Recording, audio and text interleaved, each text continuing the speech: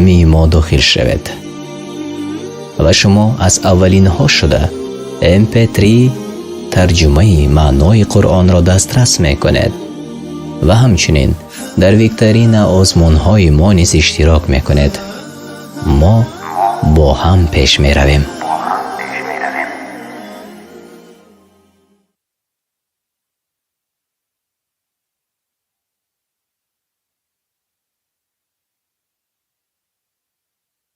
الله تعالی در سوره هجر می گوید ولقد نعلم أنك يضيق صدرك بما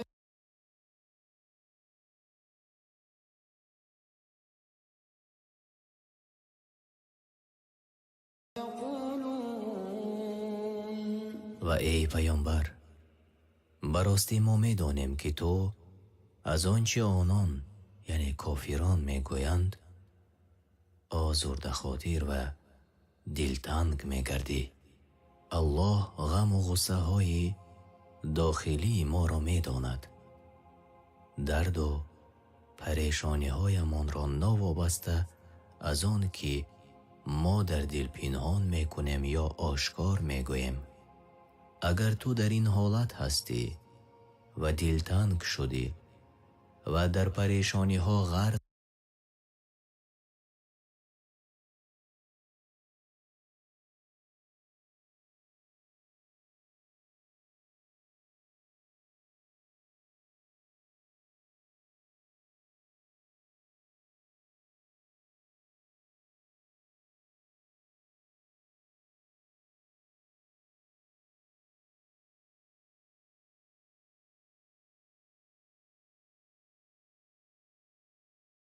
می شوی، چیست راه حل؟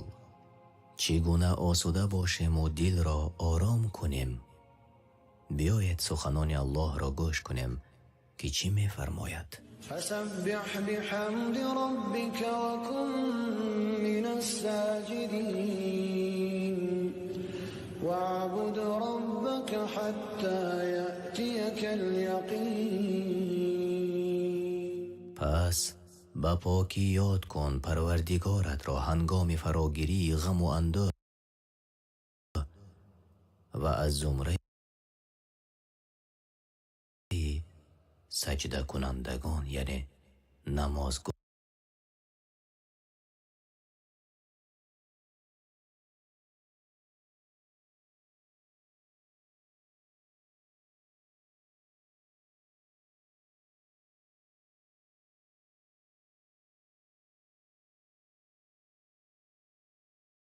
گزاران باش و تا هنگامی که مرگت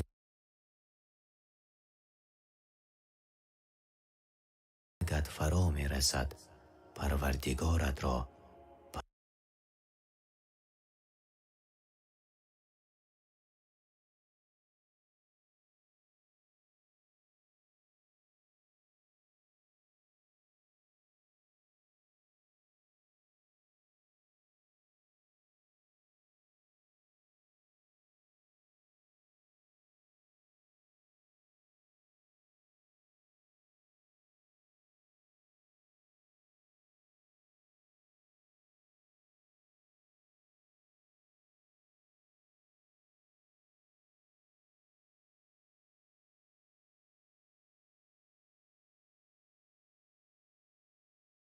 پرستش کن. امام نصفی می گوید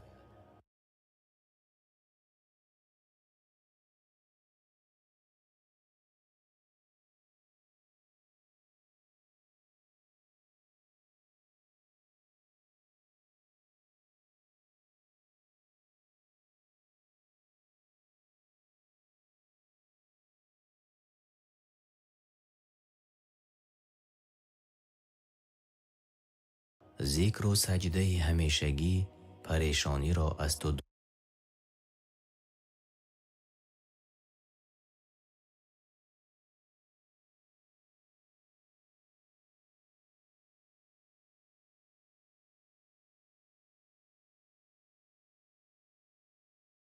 دور می کند و قلبت را آرام می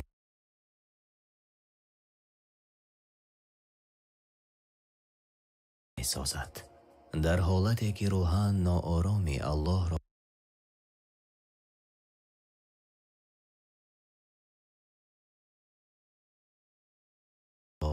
فراموش نکن، چون که با یاد الله دلها آرام میگیرد. پروردگارت را حمد و ثنا خوان، بگو سبحان الله و بحمده. هر چی قدر لازم داری این را تکرار کن تا آن دمی که قلبت آرامی را حس کند و از سجده کنندگان باشی. سجده و رکوع و نماز گذار در نزد پروردگارت. سجده طولانی بکن، از آن الله است هرچی در آسمان ها و زمین و الله بر هر چیز احاطه دارد و چیزی از کارهای بندگانش بر او پوشیده نیست. الله تعالی می گوید با یاد کردن او تعالی دلها آرام می شوند. نقل می کنند که مردی بود، وی را درد و غمی سخت عذاب می داد. مرد نمازهایش را ترک می کرد. همه چی در زندگیش پریشان شده بود. با امر تقدیر وقتی رسید که همه نمازهایش را در وقتش ادا می کرده شد. از آن مرد پرسیدند چی سبب شد؟ در جواب گفت من در مدت طولانی آن را جستجو می کردم که تواند درد و اندوه مرا بشنود. الله شنوا و بیناست. از این را من در یک روز 5 مراتب به او مراجعت می کنم. این مرد آرامی و کامیابی را در نمازها دریافت. برادر و خواهرانم، شما باید به الله از ناآرامی و ناکامی هایتان شکایت کنید. به الله مراجعت کنید و به این خاطر برایمان خواندن نمازها داده شده است. الله تعالی ما و شما را از آن نگه دارد که غیر او از کسی دیگر بپرسیم. الله تعالی می گوید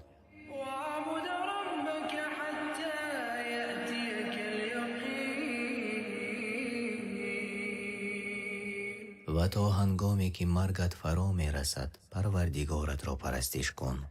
یعنی الله تعالی می گوید تا آن دمی که مرگمان می رسد از راه انتخاب کرده امان باز نکردیم و تا آن دمی که ما و شما در این راه مستحکم باشیم الله تعالی برایمان کمک می کند.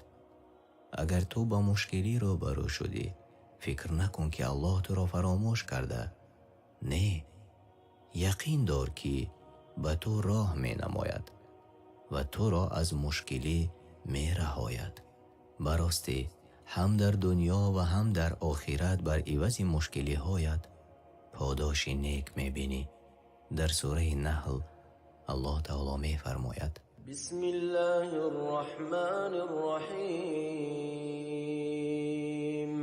اتی امر الله فلا تستعجلوه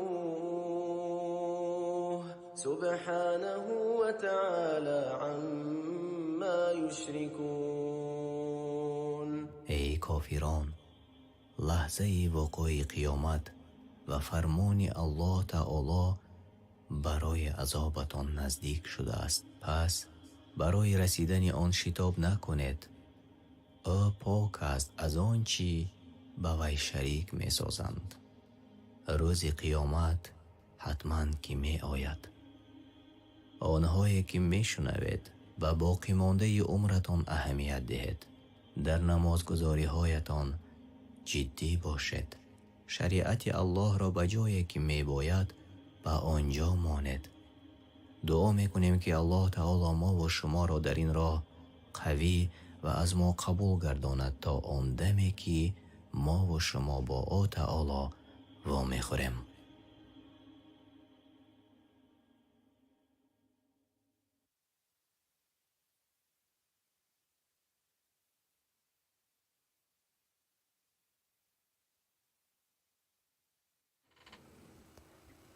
با نام الله بخشاینده و مهربان. السلام علیکم و رحمت الله و برکاته. تماشابینان عزیز، مخلصان شبکه ما، هر یکی شما را خوش آمدید میگویم. امروز روز شنبه است و باز وقتی آن فرا رسید که ما و شما برنامه دانش و سنجش را برای این شام آغاز کنیم. برنامه ما این لحظه مستقیم پیشنهاد شما است. هر جایی که شما ما را تماشا میکنید مستقیم تماشا میکنید و هر یک از شما امروز میتوانید چون همیشگی در برنامه ما اشتراک کنید و به قول برنامه ما اینتراکتیوی است. ما و شما با هم مستقیم صحبت میکنه و شما مستقیم در برنامه ما میتوانید در آزمون اشتراک کنید و برد کرده باشید. امیدوار هستم که صدا همش خوب است و جهت تکنیکی شما ما را خوب تماشا کرده میتوانید و ثبت برنامه انشاءالله در شبکه قرآن دستور عمل انسان بعد از اتمام رسیدن در دانش و سنجش مانده می شود و آنهایی که این لحظه ها ما را در شبکه قرآن دستور عمل انسان تماشا دارید شما نیز می توانید به شبکه دانش و سنجش گذارید چون تنها در آنجا می توانید که بازی کنید. خب من این لحظه گیم پین رو برایتان روان می کنم. 415 67 70 415 67 70 زیر چت نوشته میکنم.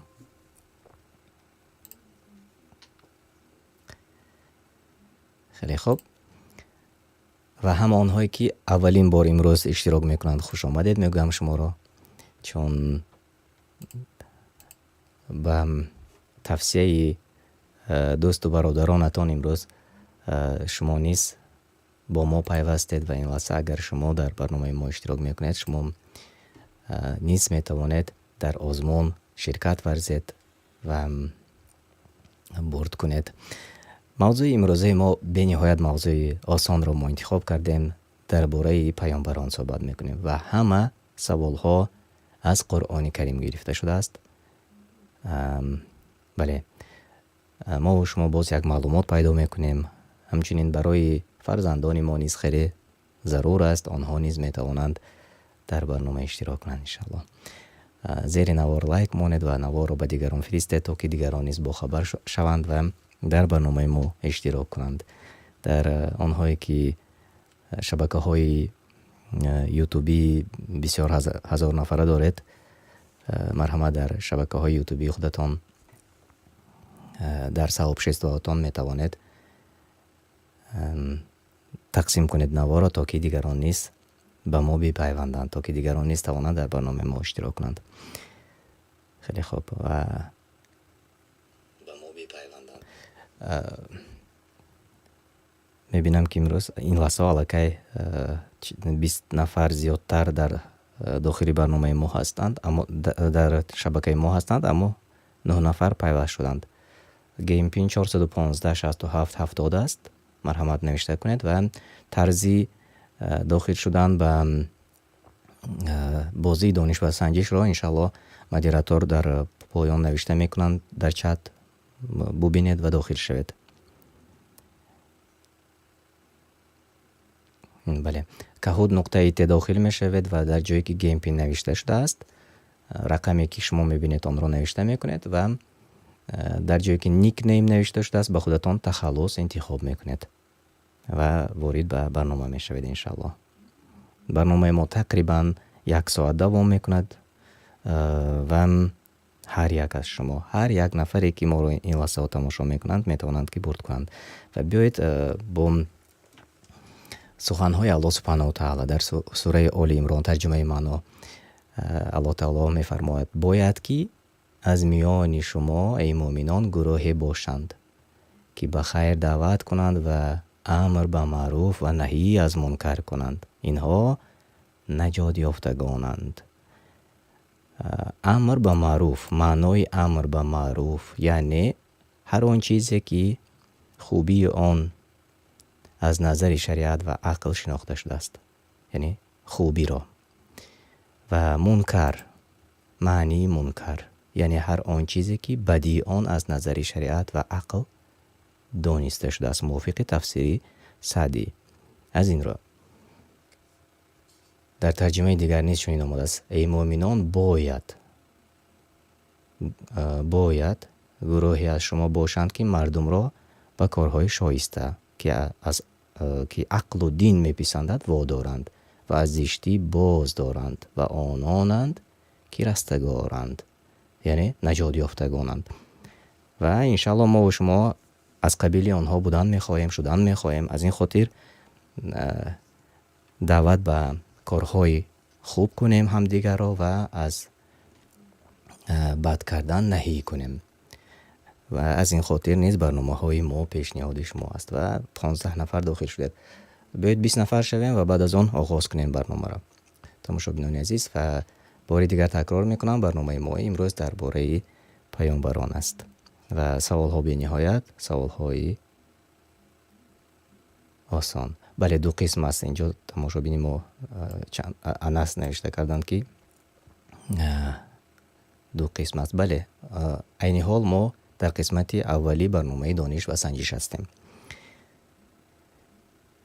و روزهای نزدیک ما باز چند سلسله برنامه های دیگر را در شبکه های دیگری پندی، یعنی در شبکه قرآن دستور عمل انسان، در شبکه های حکمت و در دیگر شبکه های اجتماعی خود نقشه داریم و انشالله چند برنامه های دیگر نیز پیشنهاد میکنیم، چون امروز ها ما و شما و فرزندان ما و شما نیاز داریم به پند و نصیحت و بعضی چیزهایی که پند در قرآن کریم آمده رسیده است به آنها. از این خاطر انشالله خیلی خوب می شود. و 15 نفر این لحظه ها ما می بینم که در داخل برنامه هستید.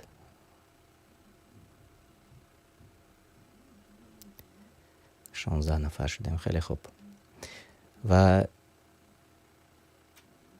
خوش آمدید. 3 نفر دیگر کوشش کنید داخل شوید و ما بازی را قسمت اولش را آغاز کنیم. خوش آمدید عبدالله نیست.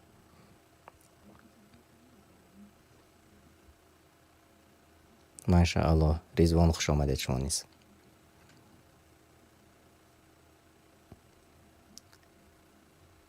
خیلی خوب.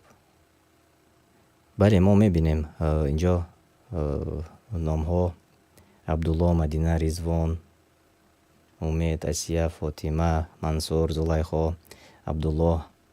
3 عبدالله داریم ماشاءالله.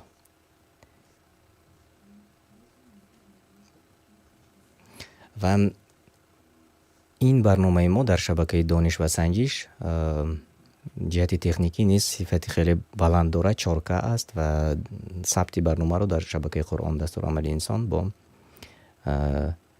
به قول فول HD میمونیم. اما اونهایی که ما رو در این شبکه تماشا میکنند با صفت خیلی بلند تماشا میکنید. خوش آمدید و بیایید اکنون قسمت اول را آغاز کردن میگیریم. آنهایی که دیرتر آمدن میتوانند با نوشته کردن 415 67 70 گیم پین و در دوام برنامه به داخل شوید. بسم الله، قسمت اول آغاز می شود.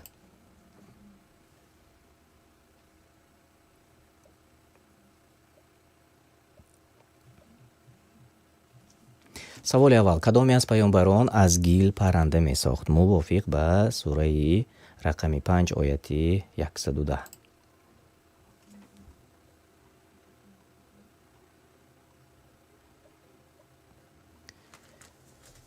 کدامی از پیامبران از گیل پرنده می ساخت؟ موسی، عیسی، سلیمان، یونس علیهم السلام. کدامی از آنها؟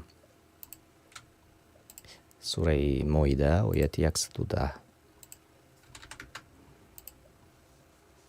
هر کسی که پیشتر رقم درست رو زیر میکنند آنها به جای اول میبرایند و من میبینم که 6 نفر جوابهای درست گفتند. بله، عیسی علیه السلام از گیل پرنده میساخت و این موافقی سوره مائده آیت 110. بیایید دیده میگذاریم در سوره مائده آیت 110 قسمت اولش چی گفته شده است. ای پیامبر یاد کن از آن هنگامی که الله تعالی فرمود ای عیسی پسر مریم نعمت مرا بر خود و بر مادرت به یاد آور آنگاه که تو را به روح القدس یعنی جبرائیل تایید کردم که در گهواره به اعجاز و در میانسالی به وحی با مردم سخن می گفتی و آنگاه که به تو کتاب و حکمت و تورات و انجیل آموختم و آنگاه که به فرمان من از گیل چیزی به شکل پرنده می ساختی و در آن می دمیدی و به فرمان من پرنده می شد و باز دوام دارد. یعنی دلیل آن همین آیت سوره مائده است. عیسی علیه السلام از گیل چیزی می ساخت و در آن می دمید و با قدرت الله سبحانه و تعالی پرنده می شد، مثل پرنده می شد. و بیایید می بینیم که ها جوابهای درست گفتند. 6 نفر. در جای اول حلیمه مبارک باشد، مریم، شادیبک جابیروف، فاطمه و منصور، آنهایی که در جایهای نمایان هستید. و من می بینم که در چت ما نیز جوابهای درست آمده رسید از جانب فروخ سنگوف و از جانب سلمان تاجیکی و از جانب علی آمده رسید و دوام میدهیم. سوال 2. نام مادر پیامبر صلی الله علیه و سلم چی بود؟ عایشه، خدیجه، امینه، فاطمه. کدامش درست است؟ نام مادر پیامبر صلی الله علیه و سلم چی بود؟ یعنی محمد صلی الله علیه و سلم نام مادرشان چی بود؟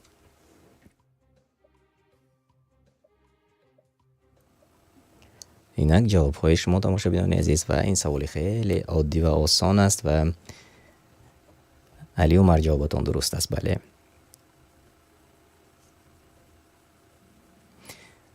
و 10 نفر جواب های درست گفتند. بله. امینه. بله. و از سیرت رسول الله صلی الله علیه و سلم اکثر میدونند، اما جواب های خطا نیز آمده رسید. شما می توانید در شبکه نجم تیوی به آن شبکه آبونه شوید، داخل شوید. شبکه برادران اهل علم ما هستند که همه آنها تحصیل کرده دانشگاه های بزرگ هستند و امروز ها سلسله برنامه سیرت رسول الله صلی الله علیه و سلم را دارند. شما میتونید در آن شبکه تماشا کنید و با بعضی سوال هایی که وابسته به سیرت رسول الله صلی الله علیه و سلم است از آنجا ان شاء الله جواب خواهید گرفت. 10 نفر جواب های درست گفتید. خیلی خوب. میبینیم که ها به پیش برآمدند. شادیبک جابیروف، فاطمه، منصور، امید، اسیه و حلیمه آنهایی که در جایهای نمایان هستید. مبارک باشد. خیلی خوب. و یک بار دیگر تماشاگران عزیز من یادرس میشم هر جایی که شما این لحظه ما رو تماشا میکنید، شاید بعضی ها یک بار به شبکه ما داخل شده مونده، برنامه ما مستقیم است این لحظه امروز، یعنی روزهای شنبه ساعت 20 با وقت مسکو، چون اکثریت از روسیه ما رو تماشا میکنند.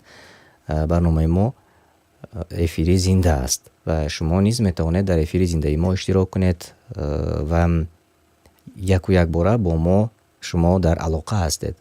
یعنی تلفن موبیلی خودتون رو میگیرید و آنجا با کهود نقطه ت داخل میشوید، گیم پین رو نوشته میکنید و با سوال ها جواب میگویید و جواب شما در افیر ما میبراید. این یک واقعا نوگانی است در از جهت تکنیک معاصر و همچنین یک نوگانی است که بدون پرداخت هیچ کس به هیچ کس شما مبلغ نمیدهید و هیچ کس از شما مبلغ نمیپرسد. هم خودتان اشتراک میکنید چون شوق آور است اشتراک کردن و غیر از این یک چیزی نو رو برای خودتان از خود میکنید که این انشاءالله برای باز هم پرقوت کردن ایمانی ما، یعنی ذریعت دادن ایمانی ما انشاءالله تاثیر میکند. از این خاطر خودتان اشتراک کنید، دوستانتان را توصیه کنید و فرزندانتان را توصیه کنید آنها نیز اشتراک کنند و از یک تلفن حتی می شود که هم اشتراک کنید و هم تماشا کنید و هم وسیله را استفاده کنید تماشاگران عزیز. و چون واقعا ما خرد بودیم تاریخ را اگر به نظر گیریم به بعضی بازی هایی که برای من لازم نبود و فایده نمی آورد، نه فایده دنیوی نه فایده دینی، اما ما در آن کوشش ها می کردیم که تماشا کنیم و اشتراک کنیم. الحمدلله، سپاس، حمد و سپاس به همتا الله سبحانه و تعالی را امروز ما این گونه برنامه ها داریم که هم تماشا میکنیم هم در آن اشتراک میکنیم خدا ما به واسطه. مرحمت، بیاید اکنون باز دوام میدهیم صحبت را و همچنین برنامه را و همچنین سوال های دیگر را. سوال رقم 3: ای پیامبر، چرا به خود چیزی را که الله بر تو حلال کرده است به خاطر خوشنودی زنانت بر خود حرام میکنی؟ خوردن چی را چی در نظر داشته شده است؟ خوردن خرما، یا اینکه استعمال عسل، یا اینکه 3 روز تقسیم کردن روزها در خانه زنها، یا اینکه پوشیدن لباس زیبا؟ چی در نظر داشته شده است؟ سوره تحریم به یاد بیارید.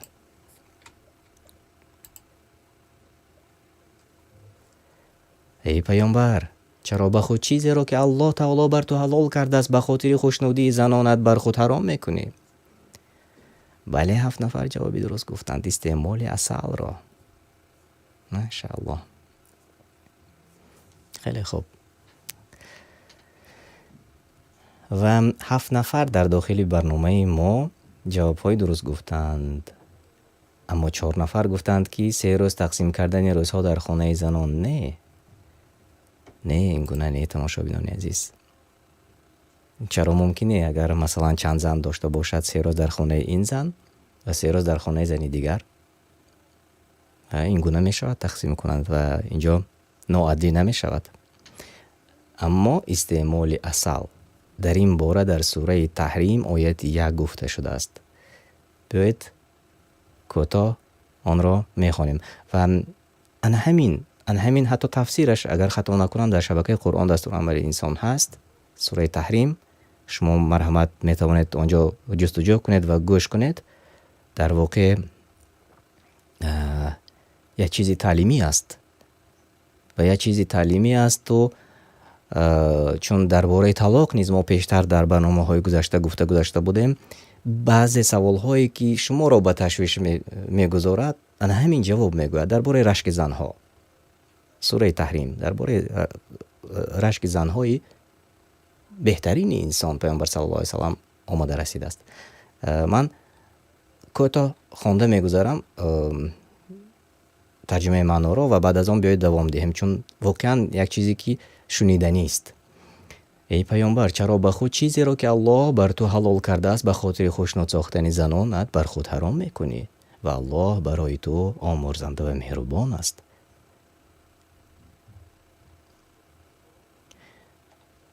و در آیت 3 را میخونم و بعد از آن میگذاریم به قسمت دیگر، چون جوابگو است به همین سوال. و آنگاه که پیامبر با یکی از زنان خود یعنی حفصه رضی الله عنها سیر در میان نهاد، چون آن زن آن سیر با دیگری یعنی با عایشه رضی الله عنها باز گفت. الله پیامبر را از فاش کردن آن سیر آگاه ساخت و او بعضی از آن سیر را بر آن زن یعنی حفصه آشکار کرد و روی لطف و مهربانی از بعضی دیگرش خودداری کرد، چون او را از آن خبر داد. یعنی حفصه گفت چی کسی تو را از این خبر آگاه کرده است؟ حفصه رضی الله عنها به پیامبر صلی الله علیه و سلم گفت آن الله دانای آگاه به من خبر داده است که بر وی چیز پنهان نمیماند. از تفسیر سعدی بود. و واقعا یک سوره تحریم چون قصه آمده است و اگر گوش کنید راحت میکنید و انشالله من امیدوار هستم که شما جستجو میکنید و اگر در شبکه ما نیافتید یا اینکه به زبان تاجیکی به بعضی ها مشکل تر است، میتوانید به زبان روسی نیز جستجو کنید و هر کدام زبان برای شما آسان است به اون زبان گوش کنید یا اینکه از کتاب خوانید برای کسی اگر آسان باشد. خیلی خوب. و 7 نفر جوابهای درست گفتند و میبینیم که ها به پیش بر آمدند. در جای اول فاطمه، منصور، امید، شادیبک جابر و عبدالله، آنهایی که در جاهای نمایان هستید، و فاطمه پی هم به 3 سوال ما جوابهای درست گفتید. مبارک باشد. سوال 4: کدامی از اینها در وادی بکیشت نزدیکانش را خبر گرفت؟ لقمان، موسی علیه السلام، ابراهیم علیه السلام و یا یونس علیه السلام. کدامی از اینها در وادی بکیشت نزدیکانش را خبر گرفت؟ از سوره ابراهیم.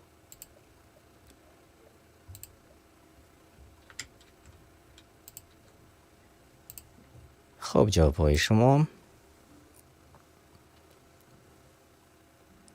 دنیا و آخرت جوابی درست گفتید. فروخ گفت جوابی درست گفتید. علی عمر جوابی درست گفتید. و 10 نفر در داخل برنامه ما جوابهای درست گفتید. ماشاءالله. ابراهیم علیه السلام، بله، قصه را به خاطر آورید درباره خبر آورده ماندنی همسرش به وادی بکیشت. خیلی خوب. و این را امیدوار هستم که همه شما میدانید و بارها شنیدید، اما یک بار دیگر یادرس میشم چون فرصت رسید این لحظه. خیلی خوب، ماشاءالله. من میبینم که جوابهای درست در چت آماده میرسد. ای پروردگار ما، بعضی از فرزندانم را به وادی بکیشت، نزدیک خانه گرامی تو جای دادم. ای پروردگار ما، این همه به فرمان تو کردم تا نماز را برپا دارند. دلهای مردم را چنان کن که توجه به آنها کنند و از هر میوه ها روزیشان بده باشد که سپاس گذارند. یعنی دعا کرد ابراهیم علیه السلام، دست بالا کرد به الله تعالی و دعا کرد، چون به وادی بکیشت فرزندی دوست داشته خودش را برد و ماند که در پیری یافته بود و خیلی زیاد دوست نداشت اسماعیل را علیه السلام را. و انشاءالله باز پرتر میکنیم، انشاءالله باز دوام میدیم. و امروز برنامه ما درباره پیامبران است. 10 نفر جوابهای درست گفتید. در جای اول فاطمه چون پیشتره، امید، حلیمه، مریم و عبدالله، آنهایی که در جایهای نمایان هستید. شما را تبریک میکنم. الله پاداش نیک دهد برای هر یک شما. نوا را به دیگران تقسیم کنید، دیگران نیز اشتراک کنند و برنامه ما هر هفته روزهای شنبه ان همین وقت و ساعت دایر میشود انشاءالله. و سوال دیگر میگذاریم. کدامی از پیغمبران کعبه را در مکه ساختند؟ وریانت ها در پایان: محمد صلی الله علیه و سلم، عیسی علیه السلام، سلیمان علیه السلام، ابراهیم و اسماعیل علیهم السلام. کدامی از این وریانت هایی که شما در پایان میبینید کعبه را در مکه ساختند؟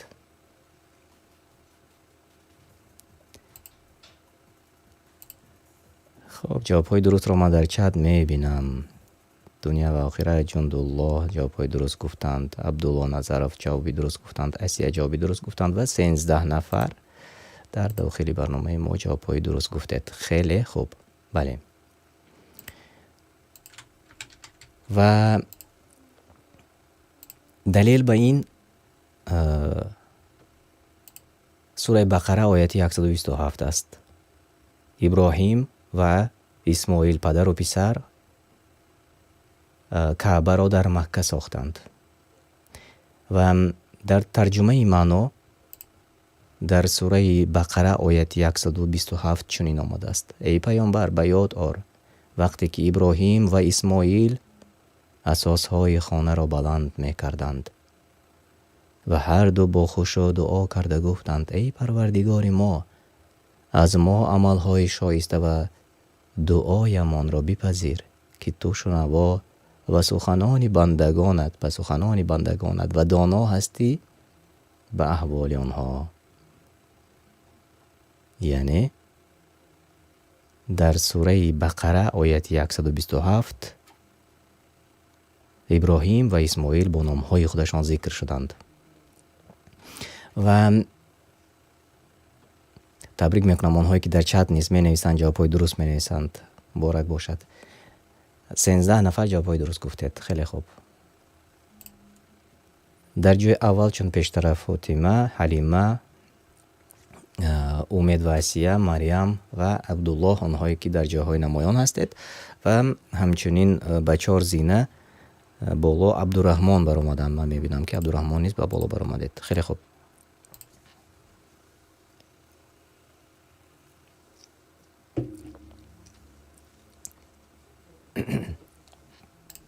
با سوال 6 میگذاریم. کدامی از پیغمبران در کودکی سخن گفت؟ داوود علیه السلام، موسی علیه السلام، عیسی علیه السلام و یا یونس علیه السلام. کدامی از این پیامبران در کودکی سخن گفت؟ از این پیش نیز ما یک کمک کردیم، اما باز در سوره رقمی 19 نیز آمده رسیده است. جوابهای درست از جانب علی عمر آمده رسید. جندالله دنیا و آخرت. انس جواب درست گفتند و 13 نفر در داخل برنامه ما جوابهای درست گفتید. بله، عیسی علیه السلام در کودکی سخن گفت. اگر در خاطر داشته باشید از این پیش من ترجمه معنای یک آیت را خواندم که در این باره گفته گذاشتیم. غیر از این در سوره مریم آیت 29 نیز به همین معنا سخنهای الله تعالی آمده رسیده است. بیایید آن را من میخوانم ترجمه معنا را. پس مریم به طفل خود اشاره کرد تا از طفل بپرسند. گفتند چگونه با کودکی که در گهواره از سخن بگوییم؟ در آیت دیگر آمد، یعنی عیسی گفت من بنده الله هم، به من کتاب یعنی انجیل داده و مرا پیامبر گردانیده است. و همین بود ترجمه معنا و دوامش نیز درباره قصه پیامبر است. انشاءالله باز در صحبت های دیگر ما میتوانیم که در این باره با شما معلومات گوییم. اما ترجمه معنای سوره مریم در شبکه قرآن دستورالعمل انسان هست. چندین سال پیشتر ثبت شده است. شما میتوانید دسترس کنید و آن را گوش کنید. بیایید اکنون به سوال آخری قسمت اول میگذاریم. فاطمه در جای اول، حلیمه، مریم، عبدالله و حسن سمیف آنهایی که به جاهای خوب گذاشتید. با کدام از پیامبران زیر ساختن آموخته شد؟ داوود علیه السلام، سلیمان، عیسی، موسی علیهم السلام. با کدام از این پیامبران زیر ساختن آموخته شد؟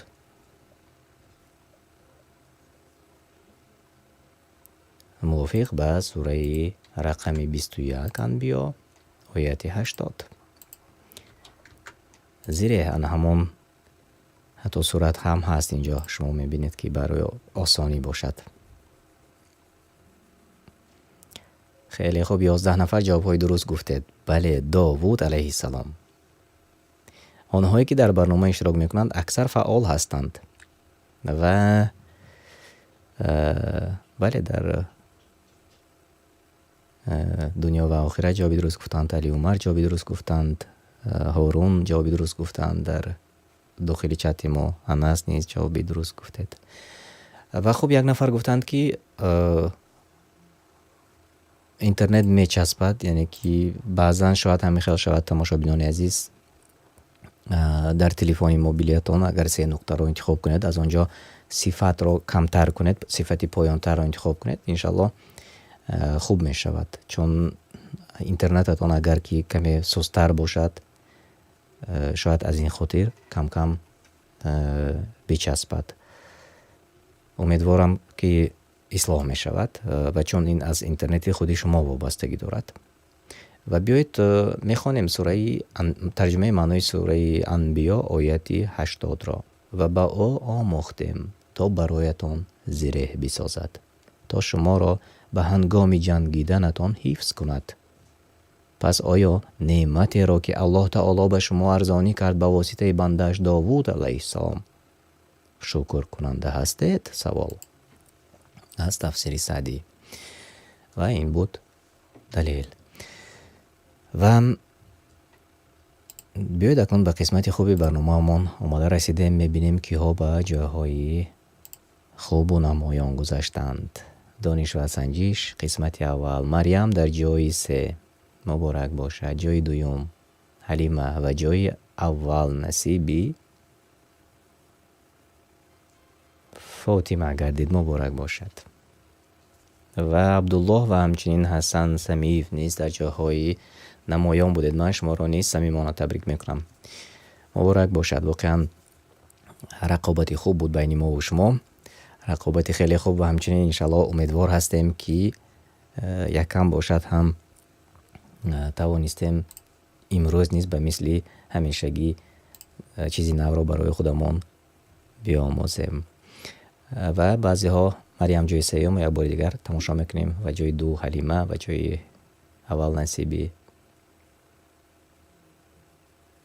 فاطمه گردید.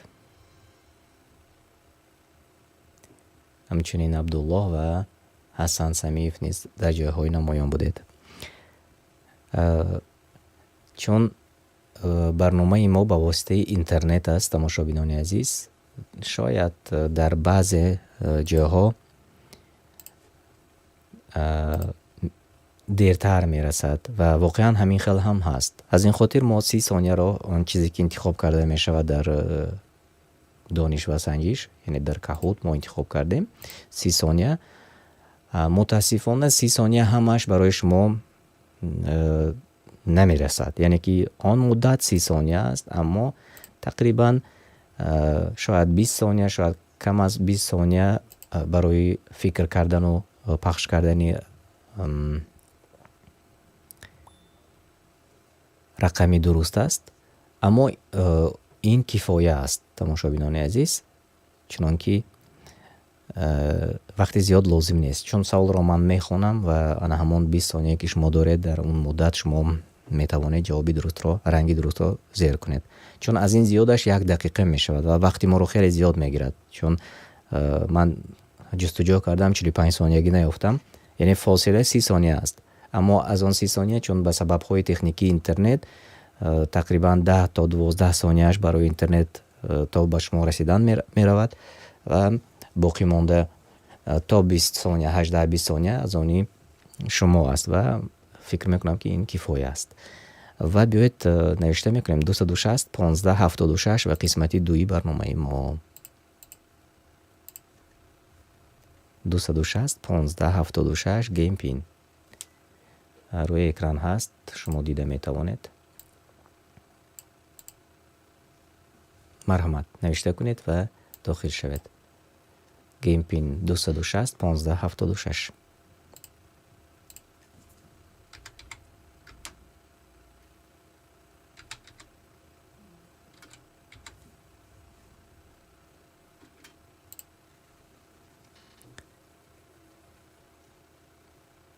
ماشاءالله اینجا عبدالله نوشته کردن که 10 ثانیه کفایه است.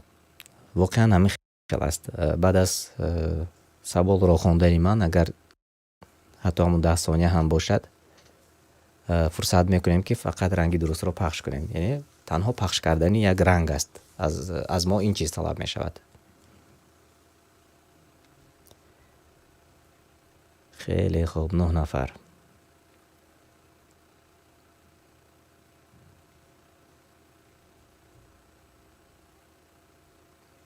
داخل شوید. آنهایی که در شبکه قرآن دستور عملی انسان ما رو تماشا میکنید، مرحمت به شبکه دانش و سنجش گذارید، چون برنامه ما برنامه مستقیم ما در شبکه دانش و سنجش است. در قرآن دستور عملی انسان تنها کپی برنامه است. از این خاطر آنهایی که در شبکه قرآن دستور عملی انسان ما رو تماشا میکنید، مرحمت به شبکه نوی دانش و سنجش گذارید. کهود نقطه ت نوشته کنید. در بالا مدیراتور نوشته کردند، اینجا هارون سوال دادند. کهود نقطه ت جایی که گیم پین نوشته شده است در آنجا 260 15 76 نوشته میکنید. در جایی که نیک نیم نوشته شده است آنجا به خودتان تخلص انتخاب میکنید.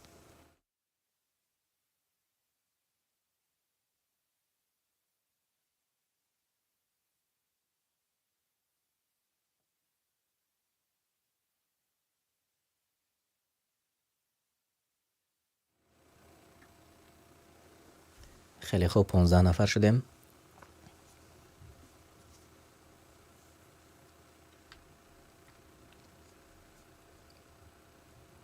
خب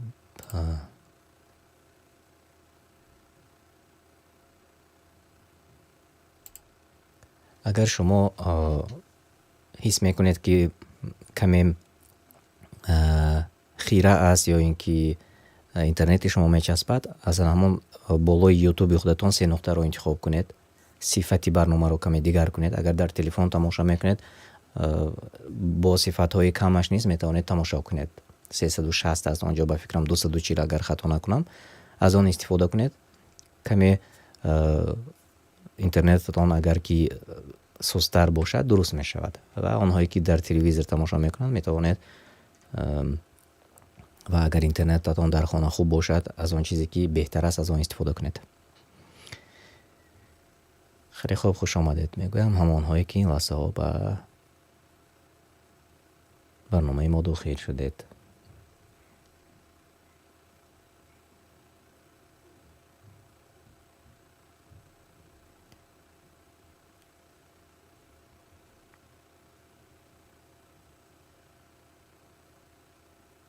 خیلی خوب.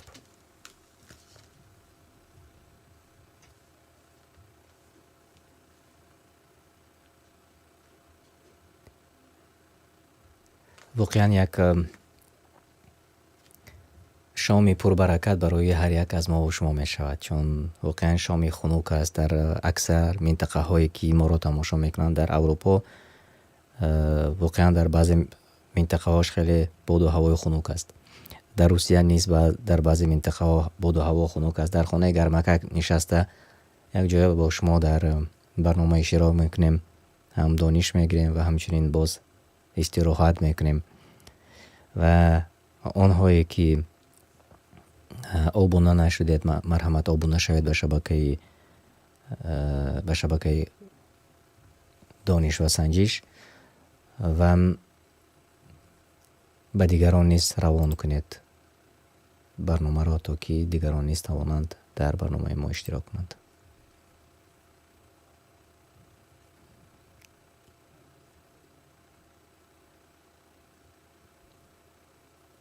خیلی خوب. آنهایی که در شبکه قرآن دستورالعملی انسان هستید به دانش و سنجش گذارید و بیایید آغاز میکنیم قسمتی دو را.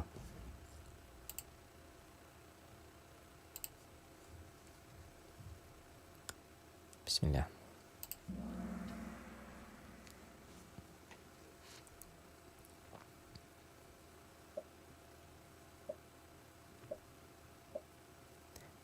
سوال اول: کدامی از این پیامبران را ماهی فرو برد؟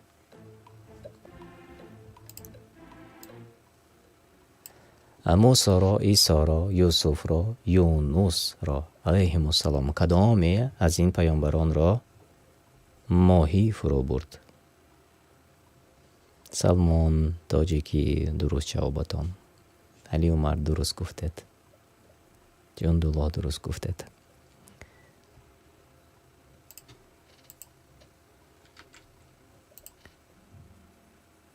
اول 13 نفر جوابهای درست گفتند. 4 نفر یوسف را انتخاب کردند، اما 13 نفر یونس را، بله یونس علیه السلام را ماهی بزرگ فرو برد. موافقی؟ سوره صافات آیت 142. و خیلی خوب، بیایید میبینیم در ترجمه معنا چی آمده است. پس ماهی او را فرو برد و او در حالی که لایق سرزنش بود. یعنی زیرا که قومش را پرتافته رفت. موافقی تفسیری سعدی.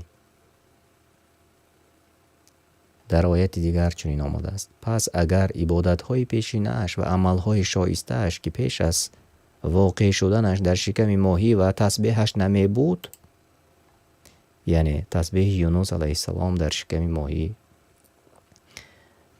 در شکم ماهی نیز تسبیح می گفت. موافق تفسیری بغوی. البته تا روز قیامت در شکم ماهی باقی می ماند. یعنی همیشگی عبادت میکرد یونس علیه السلام الله پاکش را و تسبیح میگفت و آن همان عبادت هایش بود که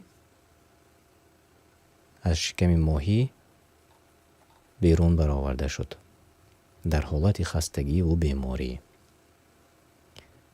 و 13 نفر جوابهای درست گفتند. در جای اول حلیمه، القاری، مریم، حسن سمی و دلارام، آنهایی که در جایهای نمایان. خیلی خوب، ماشاءالله. سوال 2: کدامی از این پیامبران را آتش نسوزاند؟ سوال آسان. ابراهیم، اسماعیل، شعیب، نوح علیهم السلام. کدامی از این پیامبران را آتش نسوزاند؟ سوره انبیا را به خاطر بیارید.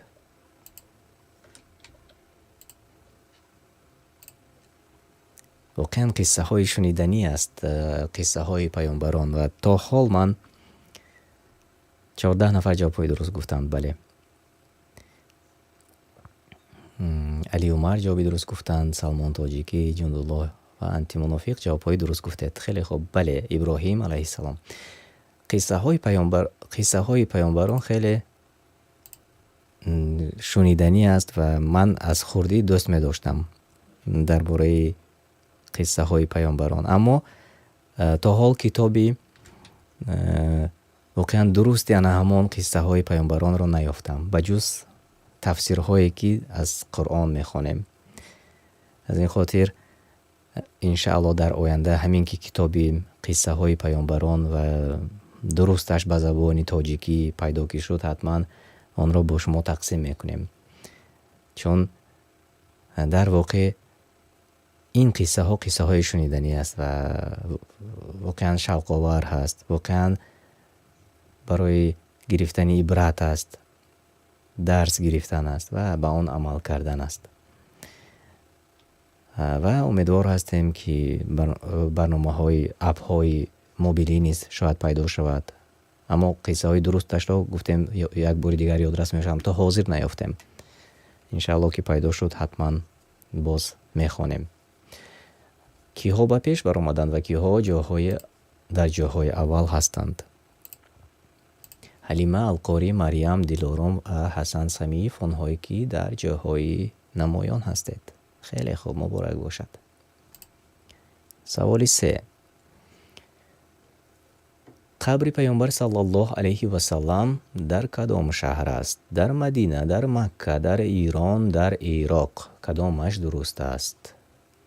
پیامبر صلی الله علیه و سلم در کجا به خاک سپاری داشتند؟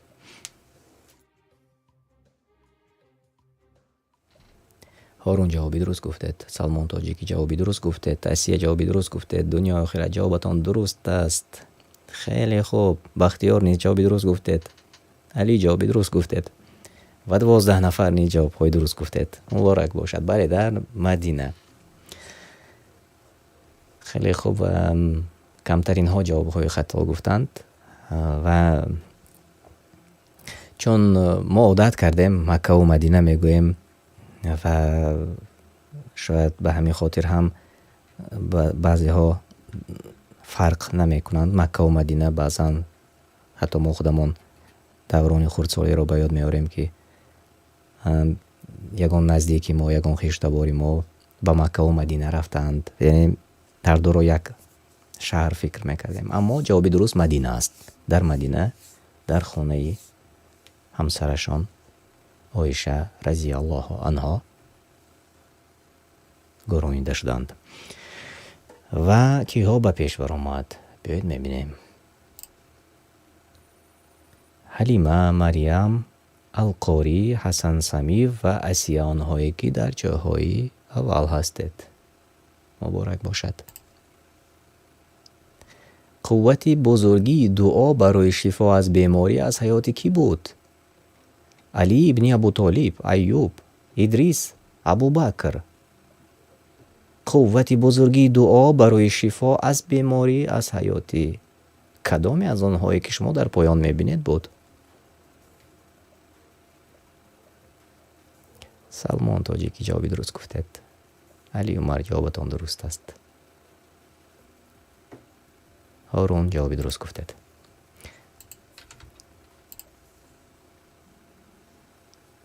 ده نفر جوابهای درست گفتند. بله، ایوب علیه السلام. سوره انبیا یعنی پیامبران آیت 83 را میبینیم.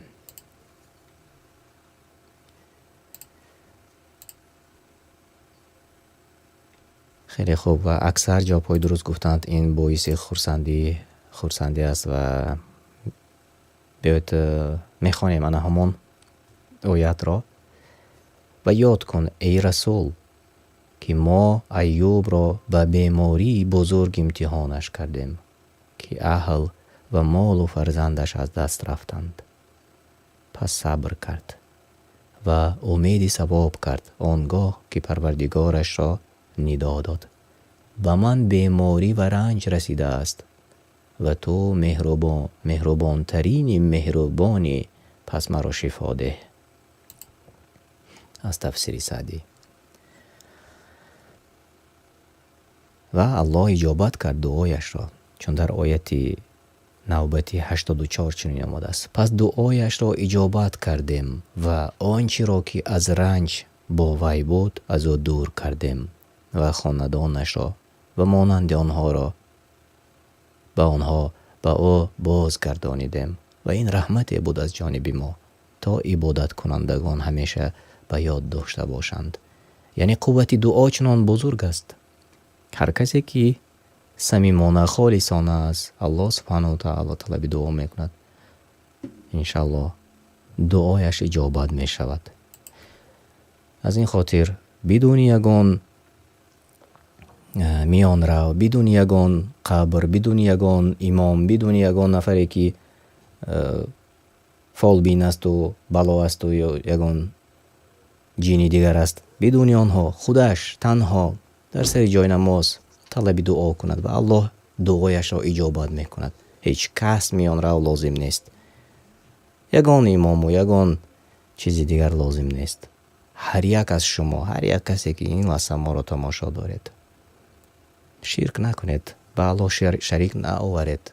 شاید از نادانی بعضی از ما و شما یا نزدیکان ما و شما یا خویش و تبار ما و شما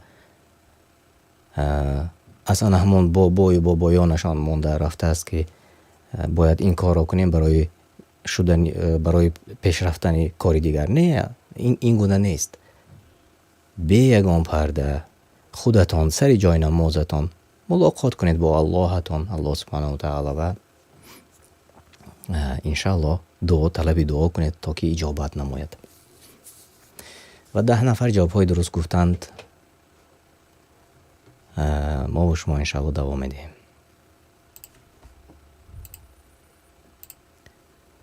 حلیمه در جای اول، مریم، القاری، حسن سمی و اسیه آنهایی که در جایهای نمایان هستید. و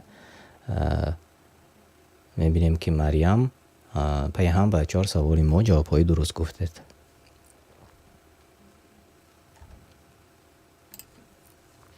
سوال 5. جنها برای کدام پیامبر خدمتگزار بودند؟ داوود علیه السلام، عیسی علیه السلام، سلیمان علیه السلام و یا ابراهیم علیه السلام. جنها برای کدام از این پیامبرها خدمتگزار بودند؟ جوابهای درست را میبینم. خیلی خوب.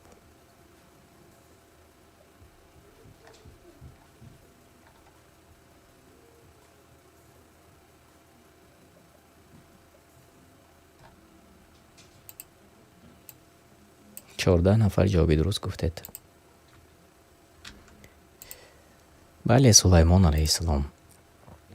дар навакак мо оятҳои 83 ва 84-ро хондем. Дар ояти қаблии сураи Анбиё чунин омадааст: ва гурӯҳе аз шайтонҳо, яъне ҷинҳо, барояш дар баҳр шиноварӣ мекарданд ва аз он барояш дуру гавҳарро мебароварданд ва ҷуз он ба корҳои дигар машғул буданд ва мо ҳофизи онҳо будем, яъне муҳофизат кунандаи онҳо будем.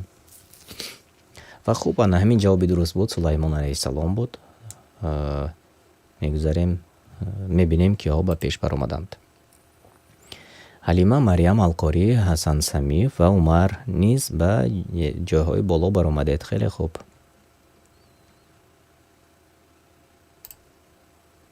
саволи 6.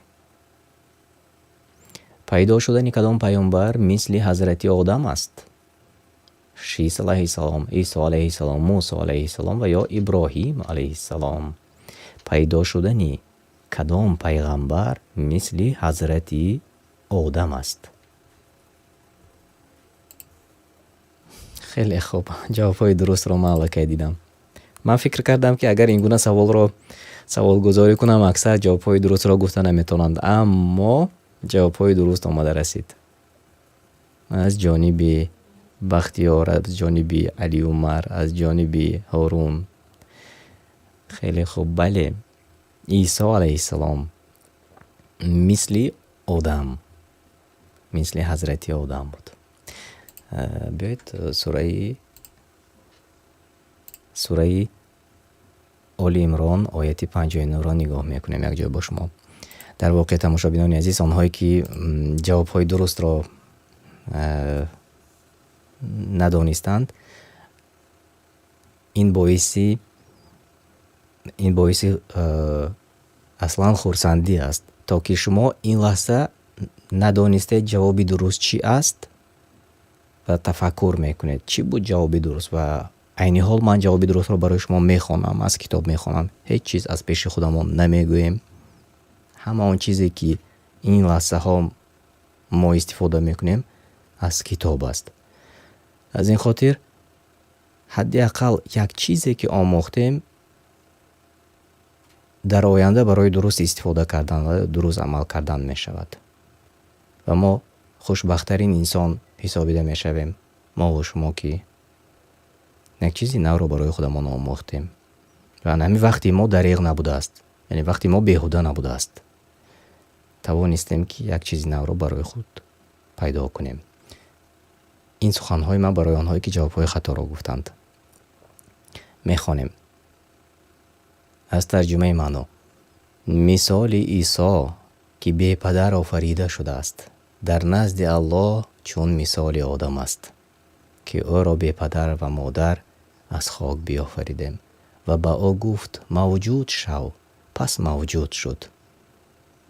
пас онон ки даъво карданд ки Исо бепадар офарида шудааст, маъбуди барҳақ аст, яъне Аллоҳ аст.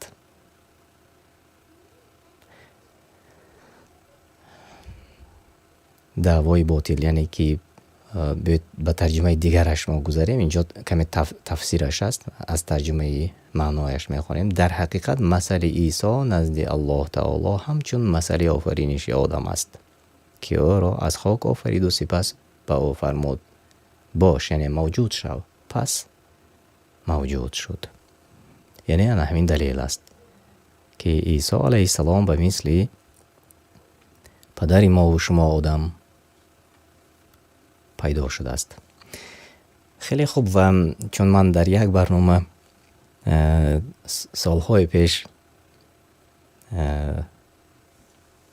вақти тарҷима кардани яке аз толибилмон ки бо забони сведӣ буд суҳбат мекард, дар куҷое гуфта будам ки таваллуд шудааст одам ва ба ҷои ин ки пайдо шудааст, таваллуд шудааст гуфта будам. аз ин хотир баъд аз чандин муддат зери шаҳр ба ман навишта буданд ки одам таваллуд нашудааст, пайдо шудааст. бале, воқеан ҳамин хел. мо ки одат кардем таваллуд шудааст, таваллуд шудан аз модар мешавад, вале пайдо шудааст. инаш дурусттар аст. و قبول است. البته ما آدمی هستیم، در بعضی جا شاید شتاب میشویم، سراسیمه میشویم و یگانجه شاید خطا گفتمانیم. از این خاطر هر جایی که از ما خطا شنیدید یک کنار گذارید و درست را استفاده کنید، چون هر کس از نادانی، از شتاب و یا از پریشانی خطا کردنش ممکن است. و 10 نفر جوابهای درست گفتند.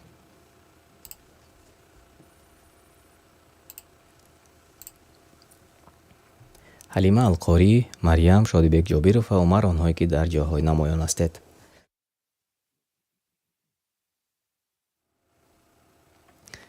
و سوال آخر: کدام آفت طبیعی اسرائیلی ها را که می خواستند الله را ببینند نابود کرد؟ آتش، برق، شمال، زمین لرزه و یا طوفان؟ کدام آفت طبیعی فرزندان اسرائیلی ها را که می خواستند الله را ببینند نابود کرد؟ از سوره بقره آیت 55.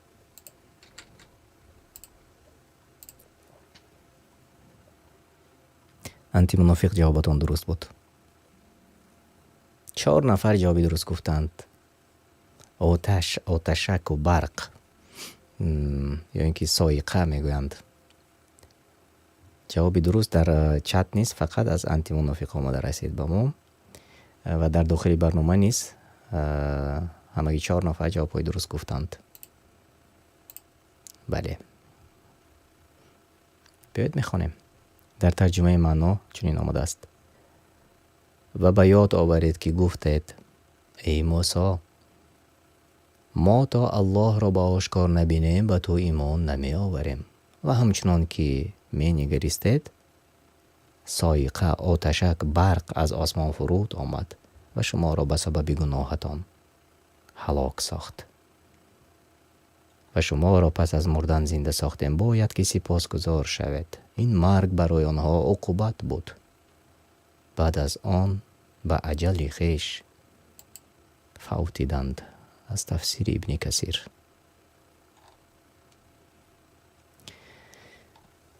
بله، همین واقعه به امروز ما نیز مانندی دارد.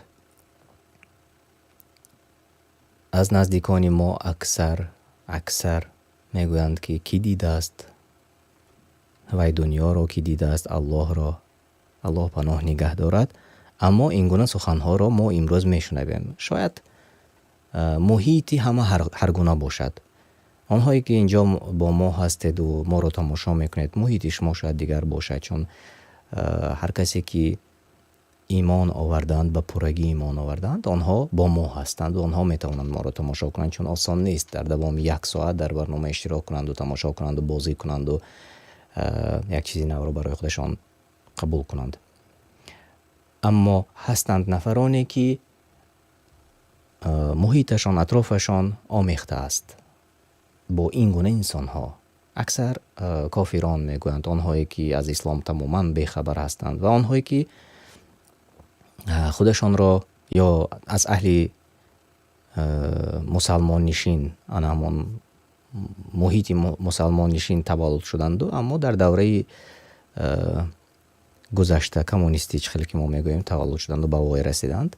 اکثر از آنها دلشان تا حال سرد است، خنک است و آنها تا حال آیات‌های قرآن را قبول کرده نمیتوانند. و من بارها خودم شخصا چند سال پیش شنیدم که از آن نزدیکانی من، اطرافیان من نیست، میگفتند که کی دیده است و قیامت را مثلا باور نمی کنند که این یکی از رکن ایمان است. از این خاطر ما و شما باید هوشیار باشیم، چون ببینید که دلیل از آیت قرآن 1400 سال زیاده پیش به ما آمده رسیده است و آن همین گونه سخنانی که امروز بعضی از نزدیکان ما و شما میگویند، تا ما الله را خودمان نبینیم باور نمی کنیم. هرچند که این گونه سخن نگفته باشند هم به آن همین مانند میگویند. امروز ما ندیدیم و ما نمیدانیم آیا هست آیا نیست. این از نبودنی ایمان انسان یا اینکه دیگر چیز نیست، یعنی که کس ایمان نداشته باشد این گونه سخنها را میگوید. الله پناه نگاه دارد و طلب دعا میکنیم که الله تعالی هر یکی ما را از هدایت یافتگان گرداند و چنانکه بارها در برنامه ها در اولی برنامه میگوییم الله تعالی از کمترین ها گرداند، چون در اکثر سوره های قرآن کریم آمده است اکثریت بسیاری ها جاهلند، بسیاری ها نادانند، بسیاری ها نمیشنوند، بسیاری ها نمیبینند، بسیاری ها از کارانند، اما کمترین ها آنهایی که امید به رحمت الله دارند، اما کمترین ها ایمانشان به الله بزرگشان. و الله تعالی همین آنی که شما تماشا میکنید ما را از آن همان کمترین ها گرداند. امین. و دعا کنید در حق هم دیگر و دعا کنیم در حق شخصانی که ما و شما دوست می‌داریم الله تعالی آنها را نیز از کمترین ها بگرداند. الله تعالی ما و آنها را از هدایت یافتگان بگرداند تا این روزگار ما، تا این دنیای ما وقتی تمام شوی دارد و هیچ کس کفالت ندارد، کفالت نمیدهد که پگاه زنده میماند یا نه. از این خاطر هر کسی را که شما دوست می‌دارید در حقشان دعا کنید الله هدایت کند. بیایید اکنون ببینیم که ها به پیش بر آمدن و قسمت خوبی برنامه ما آمده رسید.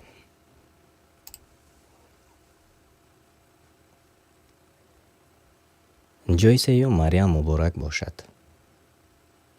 القاری جای دوم مبارک باشد و جای اول نصیبی حلیمه گردید. ماشاءالله خیلی خوب. عمر و امیر شاه نیز در جاهای نمایان بودید. من شما را نیز صمیمانه تبریک میکنم. در آخر برنامه کمی جای وزگونی هم شده است. ماشاءالله. حلیمه، القاری، مریم در جاهای نمایان بودند و یک بار دیگر تماشا میکنیم.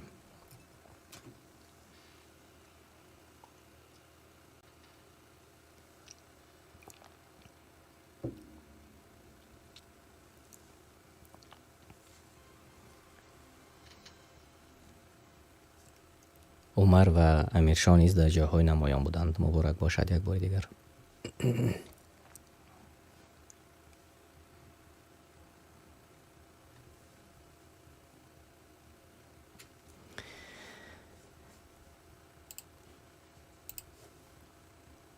تشکر زیاد میگم تماشابینان عزیز و ما دو قسمت برنامه داشتیم از عبارت از 7 سوالی و امروزه برنامه ما وابسته به پیامبران بود و هرگاهی که ما و شما درباره قصه های پیامبران میشنویم و هرگاهی که ما و شما درباره قصه صحابگان و تابعین و تبع تابعین میشنویم کمی باشد هم در دل ما یک غرور پیدا می شود و ما و شما میفهمیم که یکم ایمانی ما بالاتر می رود و با سبب شنیدن قصه هایی که واقعی و حقیقی است و از کتاب الله آمده است. و دعاگو هستیم که ما و شما را الله تعالی مستحکم گرداند در راهی که هستیم و چنانه که امروز در آغاز برنامه آغاز کردیم با ترجمه معنای سوره آل عمران، سوره آل عمران آیت 104. باید باشد از شما گروهی که دعوت کند به سوی نیکی و باز دارند از کارهای ناپسندیده و آن گروه رستگارانند. دعا میکنیم که این گونه باشیم، به نیکی دعوت کنیم، به کارهای نیک دعوت کنیم و از کارهای بد منع کنیم و توانیم که یکی از آنها باشیم. تقسیم کنید نوا را به دیگران و شما نیز انشاءالله از یکی آنهای میگردید که به نیکی دعوت میکنید و از بعض من کرده های الله که ما گفته میگذاریم از آن من میکنید و انشاءالله از گروه ما و شما میشویم که به امید الله رستگاران باشند، یعنی نجات یافتگان باشند. امین. تا بخوری دیگر خانه آباد و سربلند باشید. خودتان اطرافیانتون را احتیاط کنید. در پناه الله. السلام علیکم و رحمت الله و برکاته.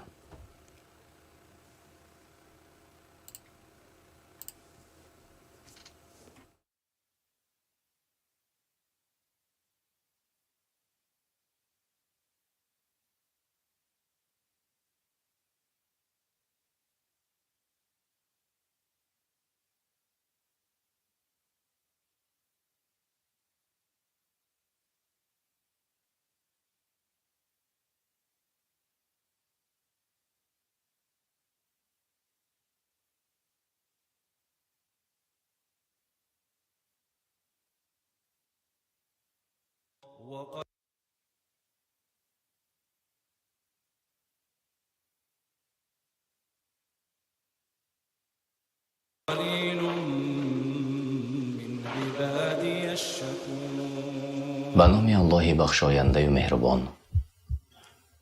گاهی می شود که در حیات ما خوشنودی می آید و گاهی می شود که مصیبت. چگونه ما این دو را قبول می کنیم؟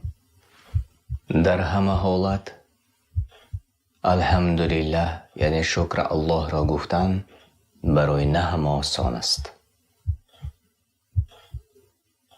اما اگر انسان میدانست که چقدر اجر و ثواب و پاداش نیک دارد، در همه حالت الحمدلله می گفت، چون نعمت و حکمت الله در آن است. نوار نوبتی ما درباره حیات یک انسان و واقعی است. مرد پسردار شد. وقتی که پسرچه دوست را 2 ساله شد وفات کرد.